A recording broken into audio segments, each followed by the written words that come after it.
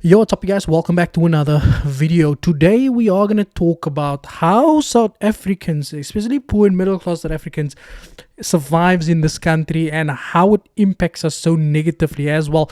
If you are new here, a sub would be appreciated as I provide valuable educational content on a daily basis. If you enjoy the content, please do consider smashing that thumbs up button, guys. If you watched yesterday's breakdown, I see there 408 people viewed it. You should be in the profit with Nasdaq, the Dow Jones, the S&P 500 and the German 30. All of those setups went 100% as anticipated. Without any further ado, guys, let me just run through the questions very quickly. We are gonna go here. Atul Mkwa is saying, thank you, my brother. That was great. You are welcome. I see you went over the Nasdaq strategy mastery manifest. What do you think about Top Step Funded? I've never heard about them. Which platforms are you currently using? Next Step Funded and FTMO. I've also got my Forex funds, but we're waiting for that. I've got an MDP waiting for a payout. I've got a first class Forex funds waiting for a payout there as well.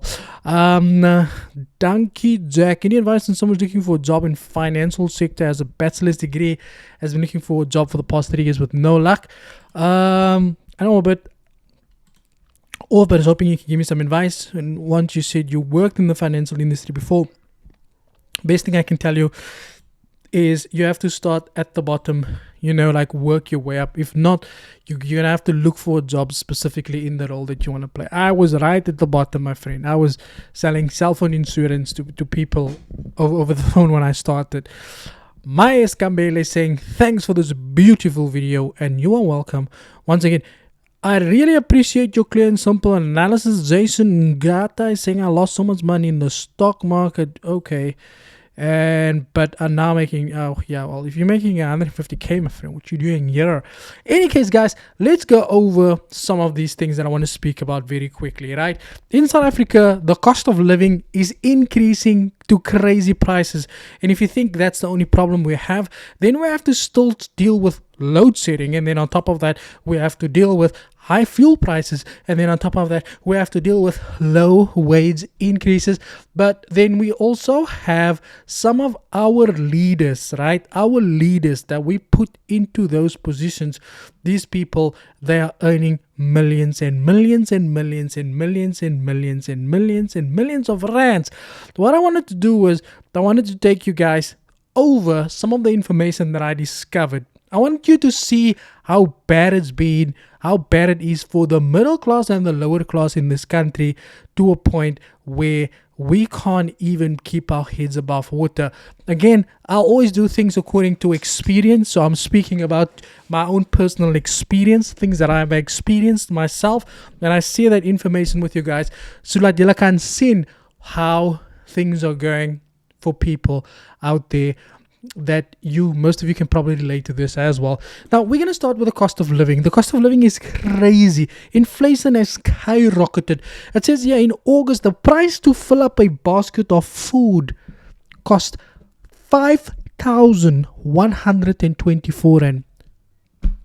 Think about it. Now, think about that when I tell you this, okay? The average worker, the minimum wage is 4,953 rand and 9 cents.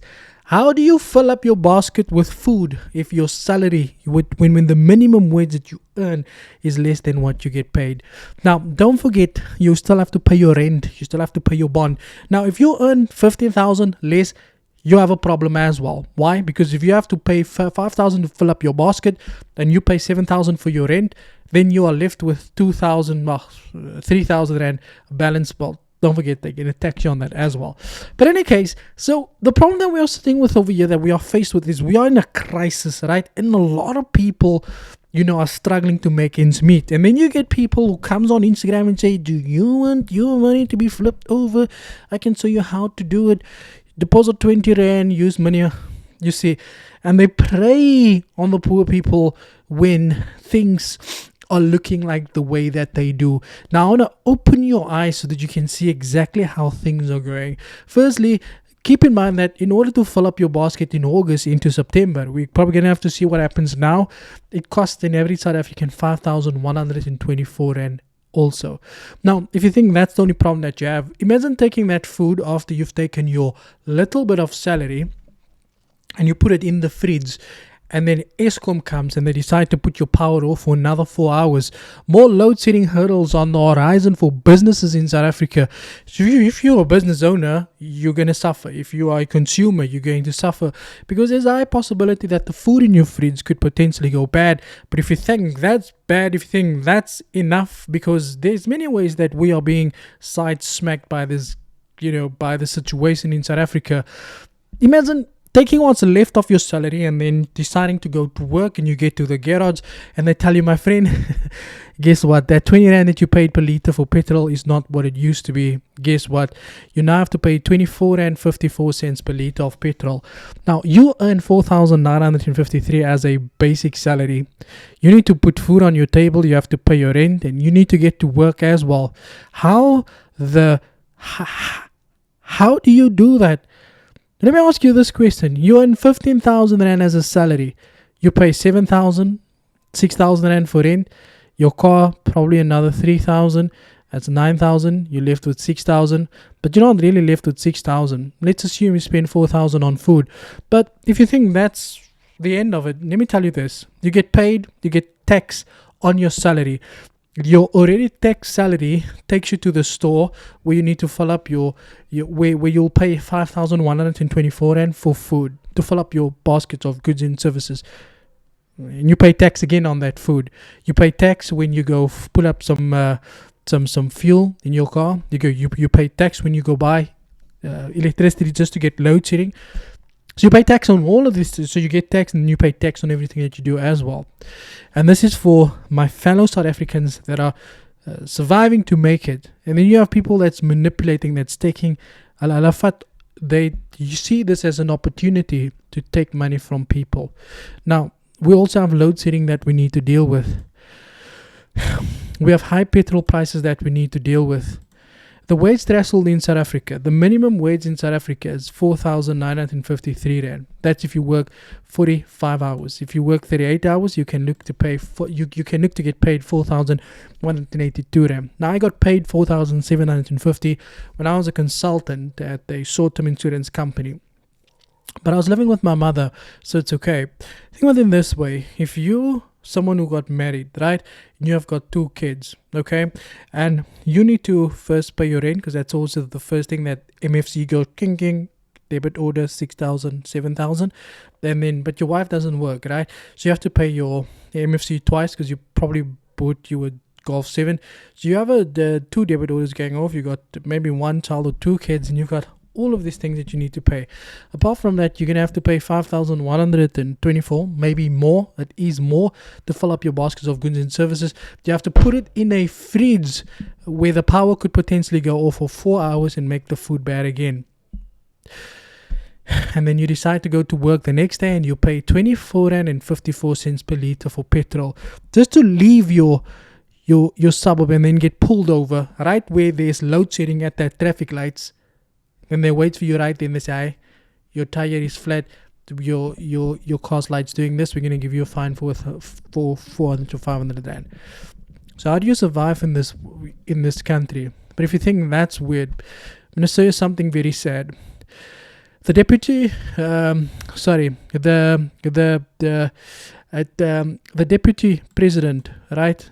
I'm not sure why this thing does this. The deputy president of South Africa, Paul Masitele, and the Speaker of the National Assembly, they earn 3 million. Now that's almost 10 times of the average work in South Africa. Now the average work in South Africa earns about 15k. If you look at the average, like the average wage, that's 5k. That's 15 times. No, that's 30 times more. Who needs 3 million? You don't need to get paid 3 million. Don't get me wrong. I'm not saying that they should give these people more money at the wage, but I'm saying, at least do something to make it easier for people with these minimum wages to survive. Then we go further and we can see the department minister, also wealthier, the president granting them an increase to 2.58 million from 2.4 million per year.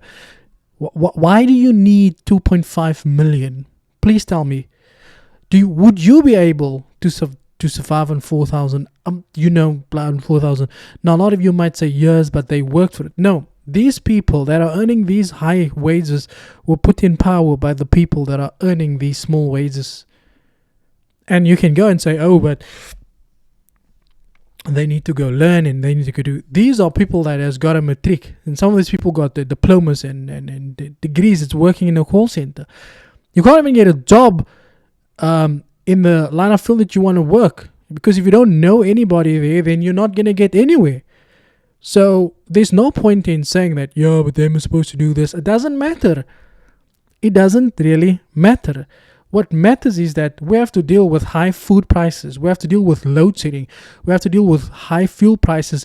But at the end of the day, you get taken down with a 4,953 rand salary. If you think that's bad, again, I say if you earn 15k, I challenge you. Tell me you earn 15k and you're living the best life, being married and you got kids and you've got a house to pay, you got a car to pay, you have to get to work, you need to keep the lights on, you need to put fuel in your car, you have to go buy food. Tell me you survive.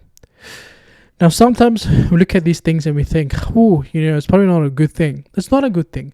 But what's even bad is when people use this and they use it against the people to make them make money. About the guy who sold snake oil. That's where scammers started.